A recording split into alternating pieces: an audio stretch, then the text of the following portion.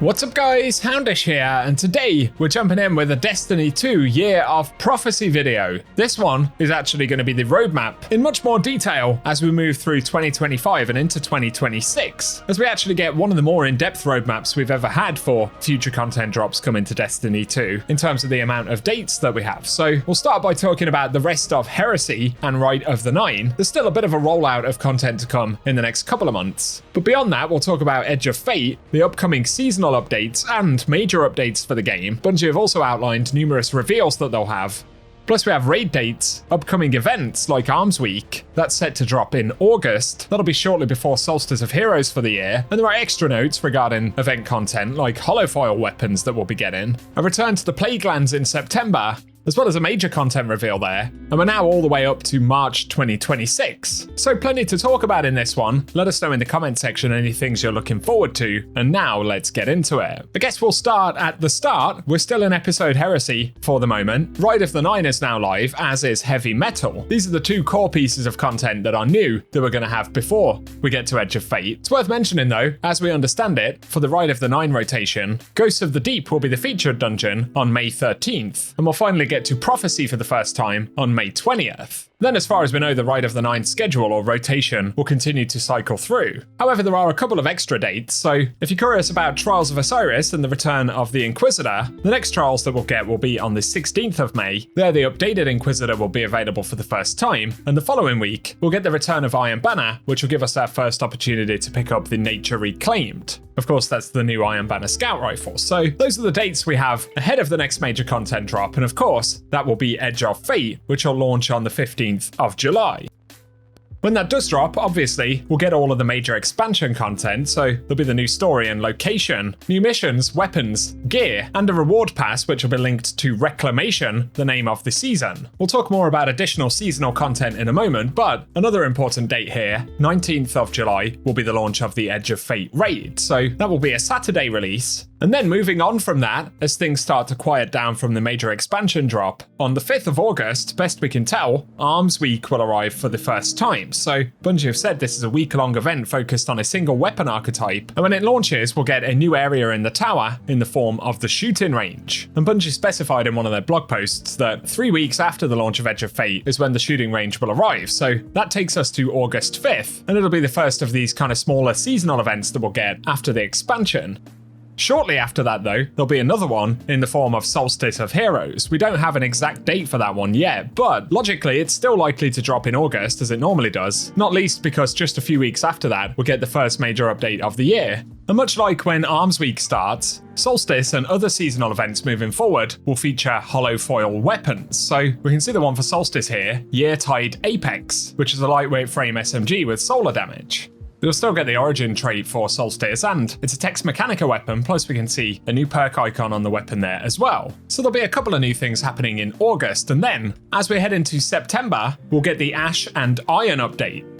So this will drop on the 9th of September, and we'll return to the Plague Lands with a new activity called Reclaim. There'll also be a story component to this as well, picking up from where Edge of Fate leaves off. And on top of the activity content, there'll be a new exotic mission, new weapons and armor, and more, plus it will have a new rewards pass, or possibly a second part of the rewards pass for the Reclamation season. Cool that we finally get to go back to the Plague Lands, and who knows, maybe one day we'll get Wrath of the Machine, although at this point, probably not. On the same day as that drops though, Bungie have said they're going to hold a dedicated reveal for the next expansion after Edge of Fate, which is Renegades. So Renegades will launch on December 2nd, but presumably immediately ahead of the Ash and Iron update, we'll get all the juicy deets for the Renegades expansion.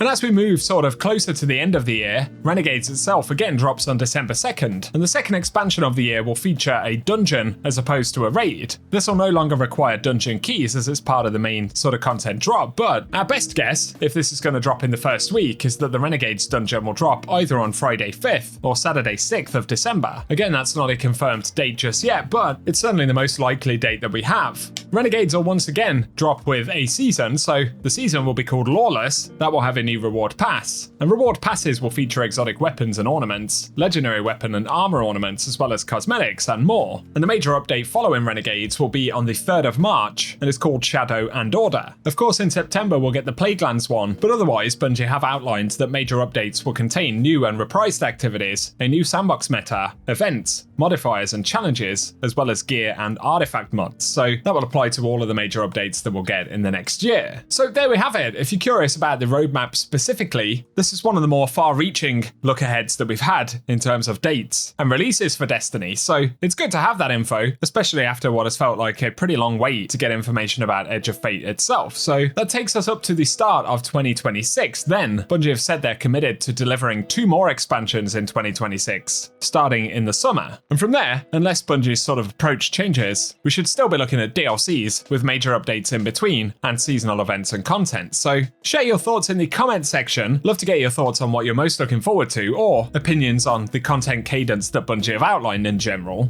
If you found the video today helpful, a rating also helps us out on the channel a lot. But otherwise, for the moment, I appreciate you tuning in, and I hope you guys have an awesome day. The Year of Prophecy, pardon me, is going to go ahead and kick off on July 15th, and this kicks off a brand new multi-year Fate saga and our new focus on the core hobby of Destiny. The first expansion, The Edge of Fate, is going to be launching again on July 15th, as I noted, with its raid launching on July 19th. Okay, hold up. Yeah. So you're going through a lot of information. We already covered that. Oh, yeah. But like, you can't just sneak in a raid date. We have a new raid coming with the expansion, July 19th. We're going to have a bunch of blogs. We're going to have the rules, regulations, all that kind of stuff for our raid race. Of course. We invite everybody to come in, try to go for that world first title. And yeah, I mean, just stay tuned for more details. We're not going to spoil anything. It's a raid. We got to keep it secret. Yeah, absolutely. Yeah, everybody mark your calendars. Yeah. Bungie.net is the place to go ahead and learn more. And again, follow our social media channels. Do us all a favor. So in addition to that, again, as we noted, Ash and Iron, our first free major update, will be launching on September 9th.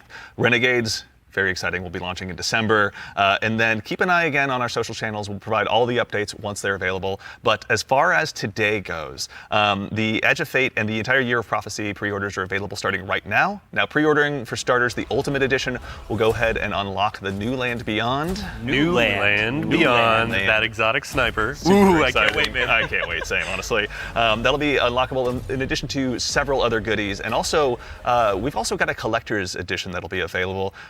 You can see here on screen it will be coming with an awful lot of very cool stuff, including this cool statue that you may have noticed here that's been sitting with us on stage. This is one that you can go ahead and add to your collection as well, but that's not all that's in there. Is there, Allison? We got, the writing team got a little excited on this one. We put a lot of lore goodies into this collector's edition. So like that weird metal thing, that weird envelope, boy, weird. Wonder what's up with that. Just decorative You points? should probably read it. Yeah. Anyway, we're going to do a dramatic reading as soon as Yeah, we should go downstairs immediately after. It's really Oh yeah, right after. Count me in.